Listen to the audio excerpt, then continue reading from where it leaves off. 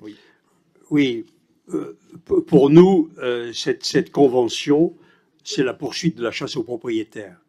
Parce que le fameux permis de louer a pour objet de contrôler les malheureux propriétaires, qui louent d'ailleurs de moins en moins, au fur et à mesure que vous entassez les contrôles et que vous entassez les obligations.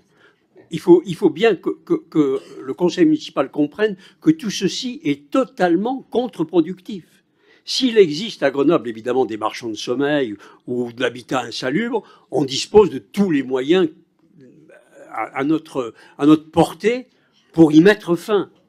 Mais vous imposez des règles aux propriétaires que vous ne respectez pas vous-même quand on constate dans quelles conditions les locataires vivent dans les logements sociaux des organismes présidés par les élus de votre groupe. Donc, vous êtes sévère avec les autres, avec des règles que vous-même ne pouvez pas appliquer. Alors, je ne comprends pas ce nouveau flicage grâce à une convention avec la caisse d'allocation familiale afin qu'elle vous communique le fichier des nouveaux bénéficiaires d'allocation logement afin que vous la confrontiez à la liste des permis de louer. Imaginez le travail des fonctionnaires municipaux pour tout ce flicage, afin de contrôler un peu plus un propriétaire qui aurait loué sans avoir demandé le permis de louer. Alors, ceux qui payent la taxe foncière la plus élevée de France, avec la valeur des biens la plus faible des grandes villes, se trouvent fliqués par tous les côtés. Alors moi, je vous propose une autre convention avec la CAF. Pourquoi n'êtes-vous pas partie prenante de celle qui a été mise en place par le parquet avec la CAF, qui permet de sanctionner les dealers condamnés par la justice, en supprimant ou réduisant leurs droits aux prestations sociales? Il y a 55 personnes qui ont déjà été concernées par cette mesure en raison de l'absence de déclaration des revenus perçus illégalement.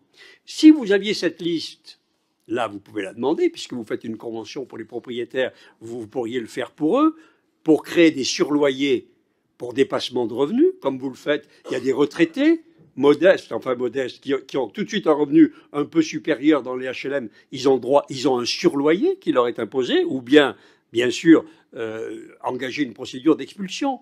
Vous préférez rendre la vie difficile à cette classe moyenne modeste qui travaille dans l'économie légale, qui fait des économies à la collectivité en se logeant elle-même par ses propres investissements, qui donc ne demandent rien à la collectivité, plutôt que d'agir contre ceux qui rendent la vie impossible aux habitants des quartiers. Donc moi je pense que cette convention, c'est pour ça que j'interviens, elle est un très bon exemple de l'inversion des priorités, du monde à l'envers et du caractère hors sol de cette municipalité qui pourchasse des personnes qui en gros sont des personnes normales entre guillemets, qui ont fait un effort pour être propriétaires de logements et qui sont évidemment, je ne parle pas de propriétaires terriens, je ne parle pas de la reine d'Angleterre, je parle de personnes qui ont acheté leur logement ou qui veulent en louer un.